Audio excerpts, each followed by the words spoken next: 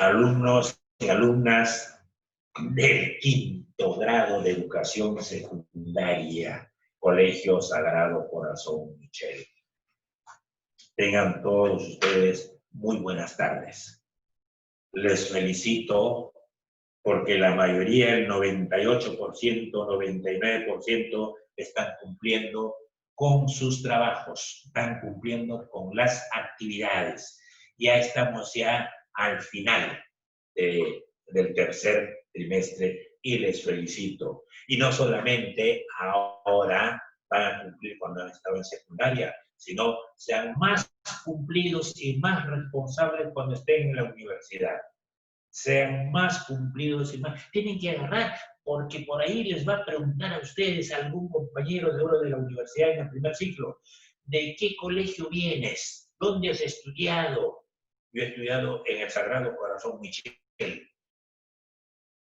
¿Dónde queda Michel? En Barranca. ¿Dónde queda Barranca? ¿Sí?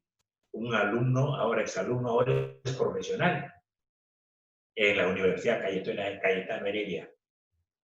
¿Sí? Le preguntaron así, ¿y dónde queda Barranca? Al norte, a 180, 190 kilómetros. ¡Ay, qué bien!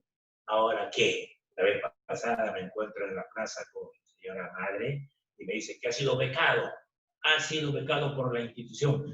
Eso, ¿cómo se llama esa profesión que en la Plaza de Armas de Barranca están vacunando a los perritos? A los perritos están vacunando ahora, los días domingos, ¿sí? Entonces, el alumno en ese entonces, ahora es profesional en ese campo, es médico veterinario, creo que se llama. Es digamos, un gran profesional que ha sido becado. Fíjese cómo es la situación. Un chico muy responsable, un chico estudioso, ahora ha sido becado ya por la institución misma donde trabaja. ¿Sí? Entonces, yo les cuento estas cuestiones para que ustedes también se sacrifiquen en la vida de estudiante, en primaria y en secundaria. Van a tener que sacrificarse, sacarse el ancho, para después mañana, cuando ya sean profesionales, oleados y sacramentados, y hagan las cosas con mayor facilidad, pues. Claro, ahí van a decir, muy bien. Si se recuerdan del profesor Ginés, muy bien. Y si no se recuerdan, igualito. Me encontré también con una exalumna, es abogada.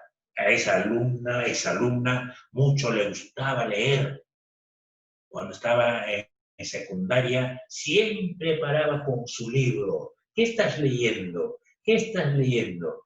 La semana pasada me fui a comprar mi pancito y me encuentro con la alumna, exalumna. Profesor, hola, ¿cómo estás, hijita? ¿Qué tal? ¿Cómo te conservas? ¿Sigues con tu libro en la mano, así como lo hacías en secundaria? Ja, ja, ja, se orinaba de la risa. Y ahora es una alta autoridad en el Poder Ejecutivo, perdón, en el Poder Legislativo, judicial. Tiene un cargo, es abogada. Vive en Pativilca, sí.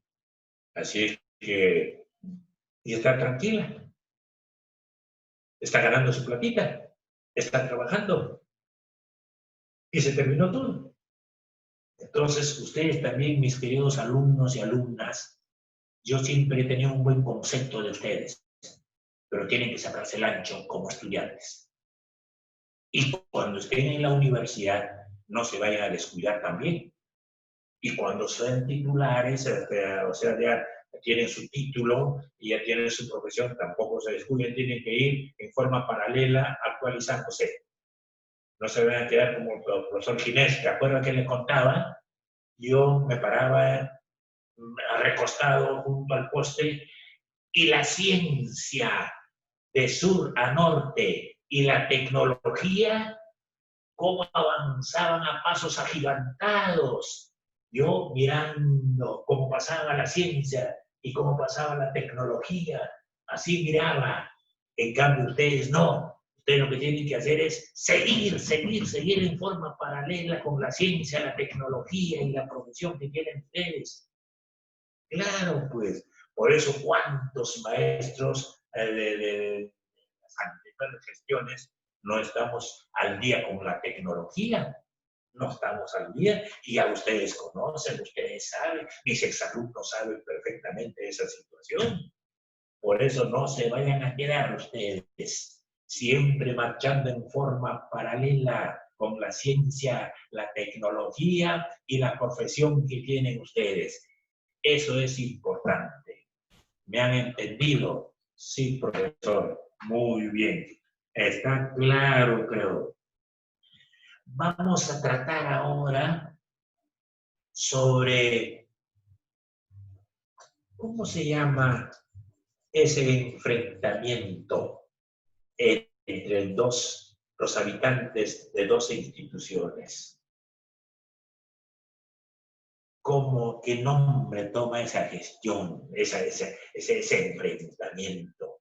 Puede ser entre poder ejecutivo y legislativo, podría ser entre los gobernadores, podría ser entre los alcaldes distritales, provinciales, siempre hay enfrentamientos.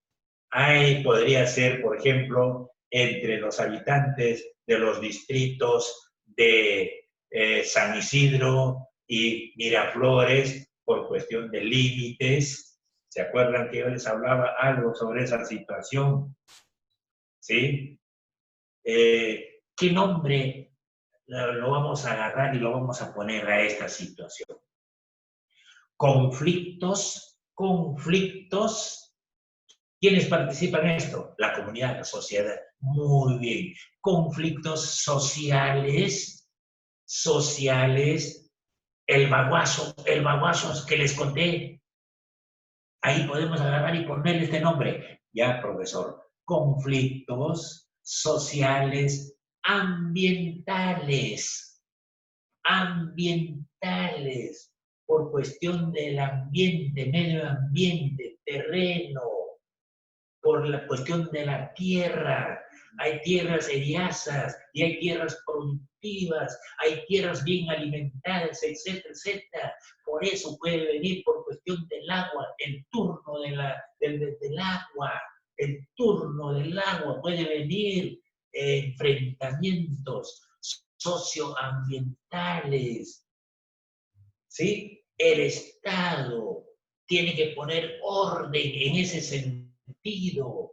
Hay instituciones estatales que tienen a su cargo esa situación, como es el riego aquí en Barranca, de las haciendas, de las zonas que se dedican a la agricultura y a la ganadería, cómo es la cuestión de los turnos de agua, ministerio digamos, que le corresponde a esa situación, ministerio. Vamos a ver esas cositas. El tema de esta tarde, la gestión de conflictos, hay conflictos y cómo debemos de participar para solucionar estos problemas. Conflictos sociales ambientales. La gestión de conflictos sociales ambientales tiene 3 etapas, tiene 3 momentos, tiene 3 partes. La prevención, que vendría a ser una especie de llamada de atención. Oigan, no se metan. Oigan, no estén peleando por ese espacio. Número 2. Tratamiento. ¿Cómo lo vamos a tratar entonces esta situación? Y número 3, el seguimiento. Si siguen fregando o ya no siguen fregando. ¿Qué es lo que ha pasado? ¿Qué es lo que ha sucedido? ¿Me entienden? ¿Saben ustedes lo que vamos a tratar entonces? El tema se denomina la gestión de conflictos sociales ambientales. Tiene 3 partes, 3 etapas, 3 momentos. El primer momento, number 1, la prevención. Para no estar peleando, enfrentándonos, hay que prevenir esta situación.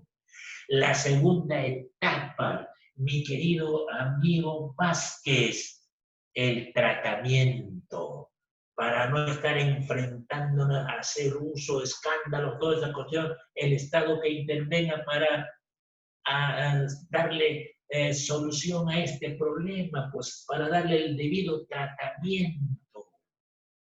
Y número 3, mi querido amigo o amiga, qué sé yo, Paulino, hay que hacerle un seguimiento. A eso es lo que ya hemos conversado y hemos tratado el asunto, vamos a hacerle un seguimiento, si se está cumpliendo o no se está cumpliendo. ¿Me están entendiendo? Listo. Prevención, ¿en qué consiste? El Estado interviene antes que se manifieste el conflicto de carácter social. Ya no es papá Estado. Por ahí hay problemas de tierra. Tratamiento. Cuando ya se dio el conflicto del Estado, el Estado busca reducir la intensidad de los factores que lo agudizan. Busca reducir la intensidad de los factores. Y para ello se crean espacios entre los actores sociales. Hay que dialogar, pues. Por eso estamos hablando de tratamiento. Tenemos que dialogar. Y yo les he dicho a ustedes, y usted también me ha dicho cuando yo aventaba las preguntas, ante un conflicto, ¿cuál es el medio para darle solución a este conflicto? Y muchas alumnas decían, el diálogo, profesor. Muy bien, el diálogo. Tenemos que dialogar, pues tenemos que conversar, pues tenemos que charlar, pues planteando alternativas de solución, pues. De repente la alternativa de solución de la parte contraria es mejor que mi alternativa de solución. Y luego tenemos concretar, en síntesis, qué es lo que estamos acordando. Y luego negociar. Ya está. Entonces tenemos tratamiento, el diálogo, el de tener que concretar el asunto y hay que negociar. Son los 3 puntos. El segundo dice el seguimiento, mantener el conflicto. Seguimiento. Tenemos aquí, el Estado debe velar por el cumplimiento de los acuerdos entre los actores sociales para evitar que el conflicto resurja. Claro, pues, ¿quiénes son los garantes? Tiene que haber garantes. Hay que monitorear el conflicto, entonces a las finales ya se firma el tratado, se firma el convenio, se firma pues un documento, pero alguien tiene que garantizar. Alguien tiene que garantizar. ¿Para qué? Para que le haga el seguimiento pues a este problema, porque tenemos el problema del agua, por decir, en la zona andina. Tenemos problemas del agua, por Chasquitambo, por decir otra zona.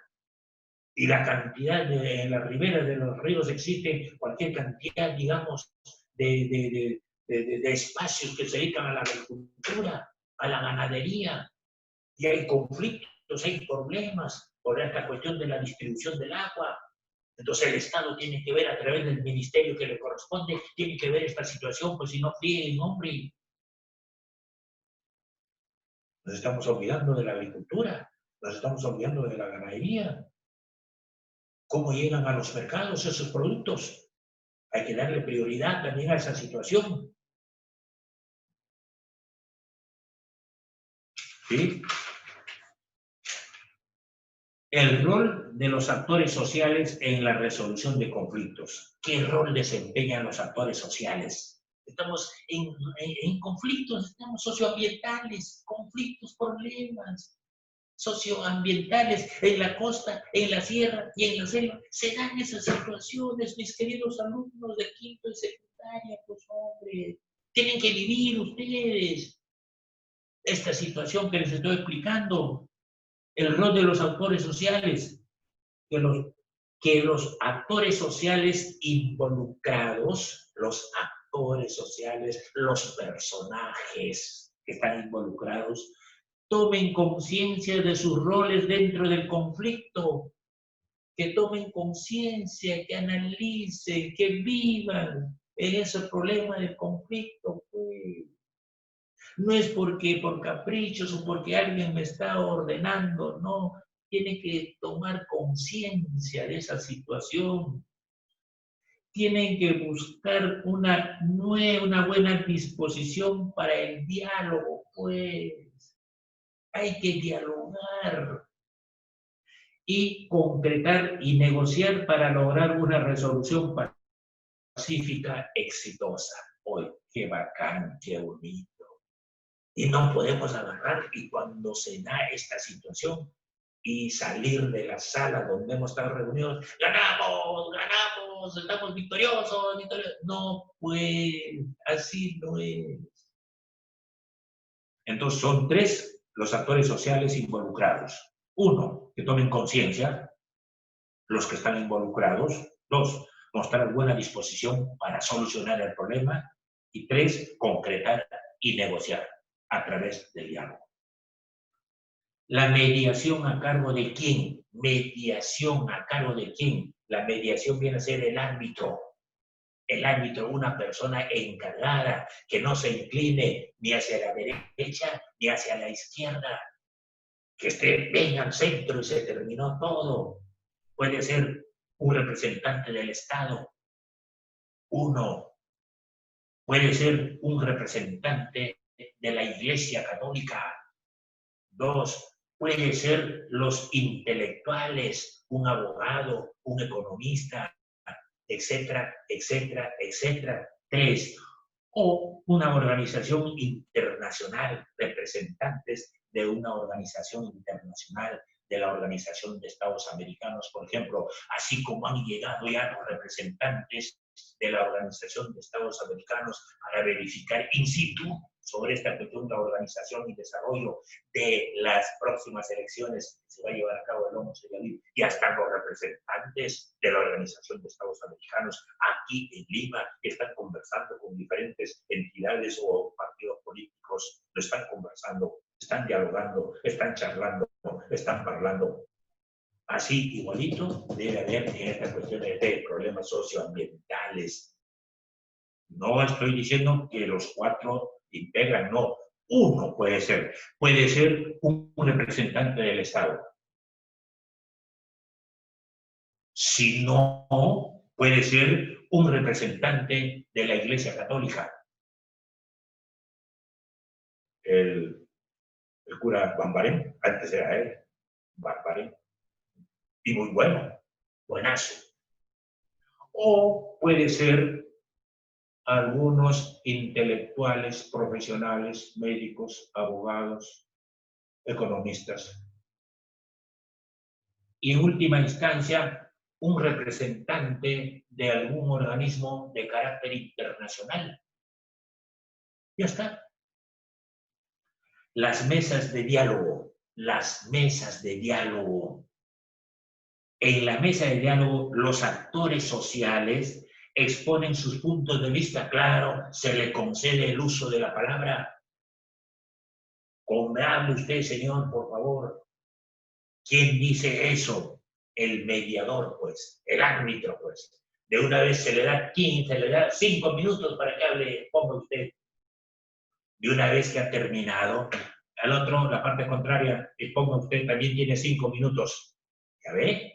Entonces están dialogando, ponen su ventaja y desventaja, el por qué, el para qué y el cómo. ¿Sí? Sobre el problema para lograr consensuar una solución. Hay que escuchar con respeto, con educación. Hay que ser responsables y puntuales de llegar en las reuniones. Todas esas cositas influyen. El diálogo tiene que darse bajo la observación de un mediador. Puede ser un representante del Estado o puede ser un representante de la Iglesia Católica, o puede ser un abogado, o puede ser un economista, puede ser un profesional que maneje también estos campos, o al final es un representante a nivel internacional. ¿Está claro? Listo. Ahora vamos, conflictos socioambientales. Conflictos socioambientales por actividad. ¿Cuáles son esos conflictos socioambientales por actividad que se llevan generalmente? Yo le dije, puede ser en la costa, en la sierra, hasta en el mar también, pues. Hay algunos países que agarran y se meten dentro de nuestro límite marítimo. Entonces, eso también, pues, es una cuestión irregular. Hay que poner orden, pues. Hay que poner orden, igualito. Hay que agarrar y en una mesa hay que dialogar, hay que conversar, hay que charlar, hay que hablar, pues. Otro punto. Conflictos socioambientales por actividades. Por ejemplo, una de las actividades, los hidrocarburos. Ya ustedes son alumnos de quinto de secundaria y saben perfectamente en qué consiste esto de hidrocarburos. Puede ser de energía, ¿sí? Profesor Montes, ya usted los ha explicado a estos chicos sobre cuestión de hidrocarburos, problema de hidroenergía, residuos y saneamiento. Eso sí lo vemos nosotros. Residuos y saneamientos. 50.000 veces les he dicho ángeles, 50.000 veces les he dicho león. Cuando el agua tiene su origen de los ríos, tiene su origen a 4.000, 5.000 metros de altura, es cristalina, es agua cristalina. Y cómo durante su recorrido se va contaminando esa agua cristalina. Y eso ocurre. Por eso estamos hablando de los residuos y saneamientos. Estamos hablando también como actividad ambiental agroindustrial. Paramonga es un distrito agroindustrial que ha celebrado un año más de vida institucional, ¿no? Como distrito Paramonga a fines del mes, este mes de noviembre. Forestales. ¿Y por qué no hablar sobre la minería? Estos vienen a ser los conflictos socioambientales por actividades forestales, en la selva sobre todo, por allá, por Madre de Dios, por Tingo María, por la mismo corazón de la selva. ¿Sí? Todas esas cuestiones se tratan en esta situación. Número 4. Vulnerabilidad y gestión de riesgo. Vulnerabilidad. ¿Cuándo decimos que una persona es vulnerable? ¿Cuándo decimos que una persona es vulnerable? El Perú está ubicado en una zona vulnerable. No solamente el ser humano es vulnerable, sino también nuestra biodiversidad es vulnerable. Nuestras riquezas naturales también es vulnerable, porque algún día se tiene que agotar. El Perú está ubicado en una zona vulnerable, claro, pues, y eso lo sabemos perfectamente. ¿Acaso no hay lluvias torrenciales? ¿Acaso no hay, digamos, sismos? ¿Acaso no hay volcanes? Por eso el Perú está ubicado en una zona vulnerable, porque recibe no el castigo, sino recibe el fenómeno o los fenómenos naturales. que va a hacer daño a la humanidad en esta parte del continente. Está ubicado en una zona vulnerable al impacto de fenómenos naturales. Claro, pues, pueden convertirse en desastres. Claro, ya va a empezar o empezó en la sierra por esta cuestión de Huancayo, de Junín, toda esa zona, las lluvias torrenciales. ¿Y quiénes van a ser los perjudicados? Los que viven en las riberas del río Rímac, pues, no sé, las autoridades municipales ya deben tomar cartas en el asunto, creando presupuestos para ir a hacer, digamos, una limpieza general de ese río y los ríos que recorren del norte al sur y de sur a norte. Hay autoridades locales, hay autoridades regionales, tienen que ponerse a chambear ya, pues, y no frieguen. Las situaciones de riesgo, es posible que ocurra un evento con características negativas en un determinado espacio. ¿Por qué no? Les estoy hablando de un determinado espacio, el río Rima, de un determinado espacio, el río Santa, de un determinado espacio, el río Pativilca, etcétera, etcétera, etcétera. Los riesgos se dan en el ámbito económico. Claro, pues, perjudican toda la zona agrícola de la costa. Todas las zonas agrícolas de la costa perjudican.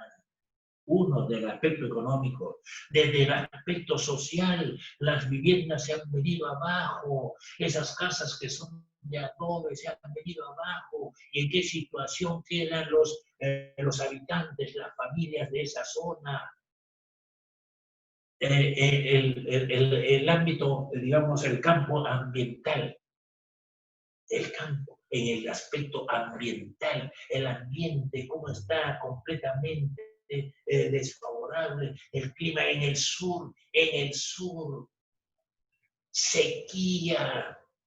En el sur, el año 1980, 81, 82, 83, durante el segundo gobierno de Fernando Belaúnde Terry, en el norte, un castigo de Padre y Señor mío. ¿Ah? Y en el sur otro castigo, en el norte los huaicos, las lluvias torrenciales, y en el sur la sequía, el friaje. En ambos espacios, en ambos sitios, la economía hasta las caiguas, el aspecto social hasta las caiguas, el aspecto económico de igual manera, el aspecto político, ¿qué sucedió? ¿Acaso Fernando Belaúnde Terry no se preocupaba mucho por qué? Por estas cuestiones hasta que revienta una tremenda crisis económica y política. Así es esta situación. Por eso, con la experiencia de todas estas cuestiones, nuestras autoridades, ahora que ya empiezan las lluvias torrenciales en la zona andina, tienen que poner cartas en el asunto, tienen que salir a chambear, tienen que salir a preparar el campo, el terreno, para que no se afecte la economía, para que no se afecte el desempleo, para que no se afecte la comunidad, la sociedad, pues. Componentes del riesgo: el peligro y la vulnerabilidad. El peligro y la vulnerabilidad. Fórmula: riesgo es igual a peligro y vulnerabilidad. Esa es la fórmula. Tipos de riesgo: riesgo de orden natural y riesgo de orden cultural. Olivo, esto es fácil, hijita. El riesgo puede ser de orden natural y de orden cultural. Lúcar, León, esto es recontra fácil. Riesgo de orden natural, geológicos o del interior de la Tierra. Claro, pues, eso ya les estoy diciendo. O si no, visitemos a ver Arequipa, el MISTI. Meteorológico u oceanográficos. Claro, pues. Luego tenemos geomorfológicos, o de la superficie de la Tierra. Superficie de la Tierra, o sea, que vienen los laicos, las lluvias torrenciales. Y biológicos, epidemias, pandemias y plagas. Toda esta situación trae como consecuencia la enfermedad, sobre todo para los infantes y para los niños. Y para los adultos, pues, de 65 años para arriba, los adultos mayores se llama eso. Claro, pues, para eso están nuestras autoridades inmediatas, los alcaldes, los gobernadores y las autoridades inmediatas, poder ejecutivo, poder legislativo, poder judicial. ¿Para qué no existen esos poderes del Estado? Para pelearse entre ellos y a las finales son sancionados o son denunciados, qué sé yo, y se demora cualquier cantidad de años para decir es responsable o no lo es. Bueno, frío, pues. Hay también culturales, tipos de riesgos naturales, ya sabemos nosotros, por la misma ubicación geográfica de nuestro país. Pues. Y riesgos culturales. ¿Cómo no vamos a saber esto? Es recontra fácil. Los incendios forestales, pues la semana antepasada en el Cusco cualquier cantidad de incendios forestales y no me van a decir que no, y eso lo han pasado 50,000 veces por televisión, pues. E industriales o domésticos también podría ser. Derrame de sustancias químicas y fuga de gases. ¿Recuerda usted lo que pasó en Villa María o en San Juan, por allá, por el fondo, como lo que sucedió cuando un camión, digamos, donde llevaba gases se agarró y explosionó, y etcétera, etcétera? ¿Quiénes fueron los que pagaron el plato roto? ¿Quiénes? Gente modesta, gente pobre, gente de una situación económica baja. Y hasta ahora no sabemos quiénes han sido o quién ha sido el responsable de esa situación. Queremos pues un poder judicial, queremos que todos los estamentos del Estado demuestren su calidad con este nuevo gobierno, demuestren su calidad, su eficiencia y su eficacia, pues no puede ser posible de que exista esa situación. ¿Se acuerdan ustedes por allá? Por Atocongo. Derrame de sustancias químicas y gases, fuga de gases. Sí, pues, ¿quién controla eso? ¿Quién controla eso? ¿El municipio? Lo dudo. Y es bueno dudar, ya les dije 50,000 veces por qué. Conflictos sociales, también existen los conflictos sociales, pues eso ya es, digamos, esta cuestión de riesgo de carácter cultural, conflictos sociales, ¿sí? Conflictos políticos, existen también esa situación. En conflictos sociales. No estamos viendo de que después de esta marcha aparecieron dos jóvenes en donde los han declarado héroes, ¿sí? Del bicentenario. Y la otra parte que han hecho a medianoche, entre la 1 y 2 de la madrugada, han tenido que agarrar y despintar todas esas situaciones y dejarlo en blanco, esas paredes donde han sido pintados, muy bonito, muy simpático por algún pintor o algunos pintores. Son conflictos sociales, conflictos políticos, conflictos, etcétera, etcétera. Explosiones industriales domésticos, claro, explosiones industriales domésticos. Aquí hay una industria, aquí hay una fábrica y alrededor tenemos la población que vive. ¿Y eso acaso no afecta? Afecta, pues, si no preguntemos pues allá a los habitantes de Paramonga. Contaminación ambiental. ¿El aire acaso no se contamina, señores de Paramonga? ¿Acaso el medio ambiente, el aire no contamina? Eso de las 24 horas del día que sale por la chimenea cualquier cantidad de humo. ¿Friega o no friega el medio ambiente? El suelo, contaminación del ese suelo rico para la agricultura. ¿Qué pasa? ¿Qué sucede? Por la contaminación se convierte en un suelo pasivo, en un suelo, dime que te diré, y punto, se terminó todo. El agua viene a ser la contaminación ambiental, ya les estoy hablando 50.000 veces, los animales remojados en el agua, los servicios higiénicos de los diferentes distritos, de los anexos, de los caseríos, de los villorrios, a lo largo y ancho de nuestro territorio, ¿acaso no dejan sus residuos en el agua? Y el agua a las finales, ¿acaso no se contaminan cuando va a agarrar y van a desembocar en la cuenca hidrográfica del Pacífico o del mar peruano? ¿Sí o no? Eso lo saben ustedes, hombre, no frieguen. Desde el punto de vista económico, en el ámbito doméstico, empresarial, estatal y global. Ahí está la situación. Luego vamos a ver aspectos relacionados a qué. Evaluación de los riesgos ambientales. Evaluación. Tenemos identificación del peligro. Por ejemplo, emisiones de humo de una fábrica cerca de una población. Para Monga, pues ya les estoy poniendo como ejemplo 50.000 veces, ya les estoy diciendo para Monga y su empresa. No voy a hacer que algún paramonguino me cuale aquí en Barranca. ¿Qué tanto hablas tú de Paramonga? Oiga, profesor Jiménez.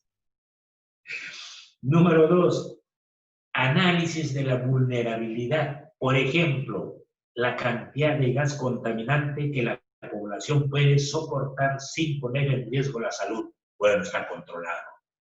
Está controlado. Hay especialistas, hay profesionales que manejan esta situación y ellos manifiestan, esto está controlado. 3, estimación del riesgo, por ejemplo, ¿qué afecciones en la salud puede causar la constante exposición de los contaminantes al aire en la población cercana a la fábrica que emite sus gases? ¿Hasta qué punto puede contaminar? ¿Hasta qué punto puede hacer daño esa empresa que funciona en pleno corazón de algún distrito, de alguna provincia o alguna región? Escala de vulnerabilidad. Escala de vulnerabilidad. Vulnerable una persona, un bien, algunas veces se presenta como una vulnerabilidad. ¿Sí? La moneda es vulnerable porque ha perdido su valor. Hay cantidad, pero no hay calidad. Eso se dio durante el primer gobierno del señor Alan García Pérez. El 300% de crisis económica, crisis galopante. Cantidad y no calidad. ¿Cuántas veces se cambió, digamos, la figura de la moneda? Escala de vulnerabilidad. Según los daños que puedan presentarse en el ambiente, pueden determinarse por escalas de vulnerabilidad. Escala baja. Escala baja. Cuando los daños afectan del 1 al 25%. Cuando los daños afectan del 1 al 25%, se llama escala baja. ¿A qué afectan? A la población, pues, repito, más a los infantes, a los niños y a las personas de tercera edad. Son los que más afectan. Esa es la escala baja. Hay una escala media. Cuando los daños afectan del 26 al 50%. Ya es un poquito subido de peso. Hay que cuidarse. Escala alta. Escala alta. cuando los daños afectan del 51 al 75%, ya es mayor. Ya todos tenemos que cuidarnos en este caso, hasta las plantas y los animales, porque también afectan a ellos en la zona de la costa, en la zona andina y en la selva. Y escala muy alta, ¡ay carambas! Escala muy alta, cuando los daños afectan del 76 al 100%. Ahí está el asunto. Según esta escala, mis queridos amigos y amigas, se plantean estrategias para reducir los riesgos, en especial de los elementos del ambiente que pueden sufrir mayores daños. ¿Cuáles son los elementos del ambiente que pueden sufrir mayores daños con estos riesgos en las diferentes escalas que hemos visto, de escala baja hasta la escala muy alta? Para eso tenemos especialistas, para eso tenemos profesionales, para que hagan un estudio, para que hagan un análisis, y a las finales tienen que agarrar y decir, estas escalas hacen daño a tales elementos, en la costa, en la sierra y en la selva. Por supuesto, pues, ya ven que el tema, el punto que hemos tratado en esta tarde, no es difícil. Es las cosas que ocurren común y corriente en nuestro país por su misma ubicación geográfica en el que nuestro país, y no me van a decir que no, y eso lo saben ustedes, está debajito de la línea ecuatorial o del ecuador geográfico. Por eso es el que tenemos esta biodiversidad, tenemos este clima y tenemos nosotros estos recursos naturales, ¿sí? Por ejemplo, la minería, por ejemplo, el petróleo, por ejemplo, los peces en el mar.